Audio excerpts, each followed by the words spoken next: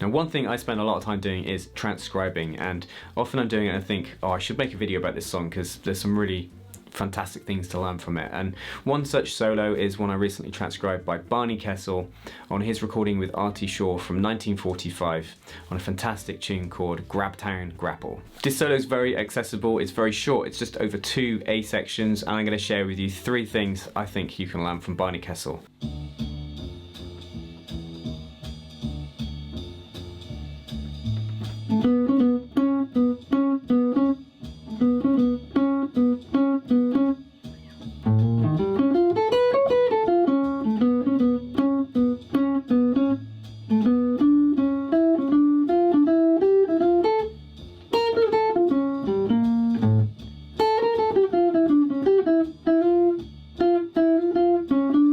Now, if you'd like my PDF with the tab and notation, it's available on the supporter tier, the lowest tier of my Patreon page, link in the description. First strategy I think we can take from this one is ignore the chords and play the key center. In order to understand what Barney's doing, we first need to think about the chords he's playing over. So he's got like a minor vamp for this section, D minor vamp, D minor with a 3rd in the bass, E minor 7 flat 5, E flat 7, so like a tritone for the A7 that you'd normally get there, so like.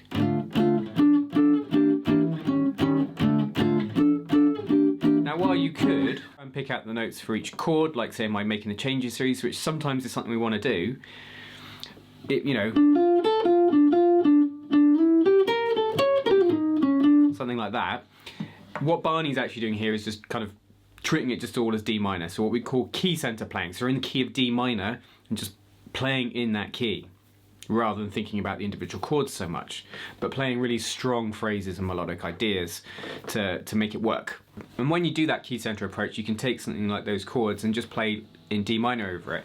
Not suggesting Barney Kessel was thinking in scales, but we can, and if you looked at what he's done, the first half of his solo is like a D melodic minor, so this sound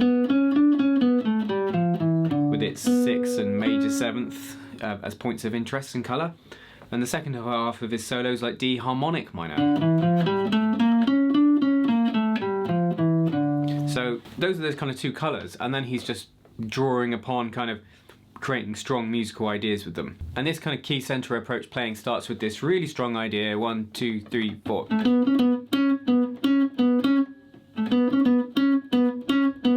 And I love the simplicity of that. Coming in on the end of 4, 1, 2, 3, 4. And then emphasising 2 notes from that. I see it as being from D melodic minor. I'm not suggesting he did, but he's got the 5th, the 6th, and the major 7. That's a really interesting note to emphasise. This is the major 7th, which is why that sounds so distinctive. Played with that strong rhythm and the accents. Really, really captivating start to his solo. So it's a very strong, impactful opening, strong phrase with some emphasis of interesting notes from the key, and that major 7 being particularly interesting and very dissonant in a good way. And personally, if I was playing over that progression, I would just think of D minor, and that's, you know, it could be pentatonic, blues scale, harmonic minor, melodic minor, whatever you want. I wouldn't necessarily think so much about what those chords are doing. I just try and create ideas with that the overall tonality of one of those scales, or maybe a mixture of them. Second thing we can take from this one is to go up a semitone to go outside. So we have this very interesting idea where he comes in on the and of 1 and goes 1. And it's against the D minor, and then the D minor going to the F. And it's very curious, because this, if I put it all together into a chord, would be an E flat 9 sharp 11 with the sharp 11 on both strings there, the way I'm playing it. What we have here is a real outside sound, and the way I look at it is I see it as that chord. Maybe he even saw that chord shape as a way to do this, who knows. I see it as playing a semitone above our key center, so above D minor, using a chord to do so. It's a bit like how in a blues sometimes you might and you might just sidestep a chord up and down chromatically to get some outside sounds. What he's doing here, it's an E flat 9 sharp 11, sliding from the sharp 11 up to the 5th, giving us, against this sound, quite an outside sound, giving you the sharp 11 to the 5th, of the E flat, but if it was against the D minor, just thinking the D minor here a sec, it's like 5, flat 6, flat 9, 4, or 11, major 7, flat 3, 5. So there's a few tasty notes there, and you could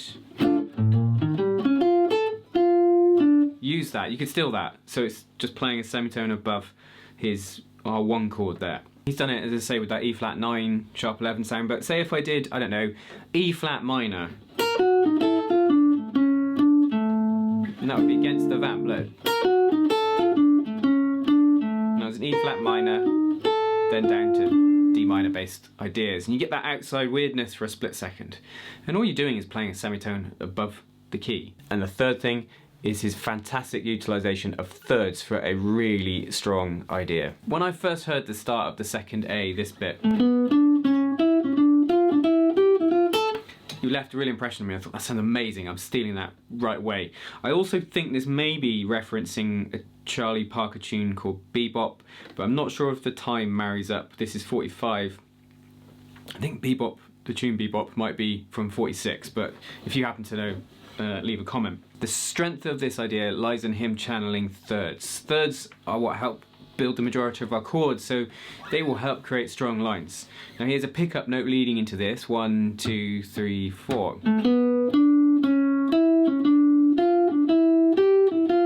Just like that. Now the majority of the intervals are thirds. I'll show you which ones are. After the pickup note, he goes B to D, that's a third. C sharp to E, that's also a third. Then he plays the C sharp again, more as like an approach note to the next note. D to F, that's a third. Then E to G, that's a third. Pickup note again, he plays the E again. And then F to A is a third. So you got the B to D, the C sharp to the E, D to F, and then E to G, F to A. Now that would be going up with the melodic minor in thirds. Look, if I did the melodic minor in thirds from a B, I could do that from the bottom of the scale like this.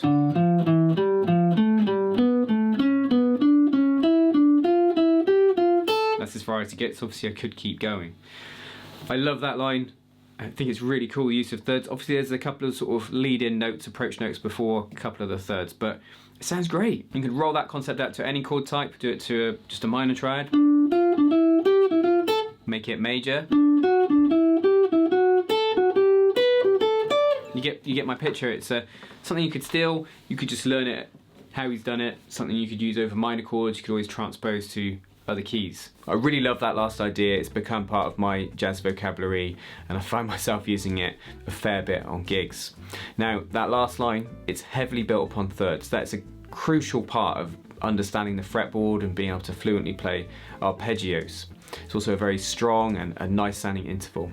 So if that's something you've not yet got down, check out my video on the screen about that. So thank you for tuning in to today's lesson. If you've got any questions, any comments, and leave them below.